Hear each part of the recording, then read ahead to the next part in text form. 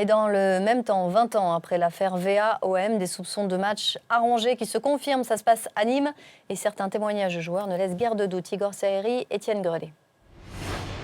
Fin de saison dernière, le Nîmes Olympique est menacé par une relégation en nationale. Et ça ne plaît visiblement pas à Serge Kasparian, le copropriétaire du club garrois, d'après le Canard enchaîné. Des joueurs d'autres équipes que Nîmes va affronter vont alors être approchés pour faire un deal. L'un de ces joueurs a accepté de raconter la combine à BFM TV RMC. Les agents sont venus me rencontrer pour m'exposer les faits sur lesquels ils avaient été contactés par un intermédiaire pour me proposer de plus ou moins lâcher le match contre Nîmes pour que je fasse un match moyen, oui. Nous avons joint un agent de joueur approché aussi par Nîmes.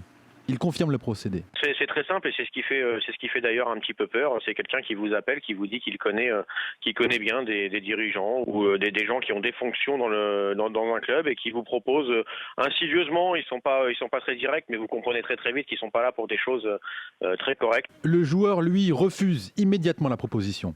Il est abasourdi. Ça m'a choqué qu'on puisse me proposer un tel truc.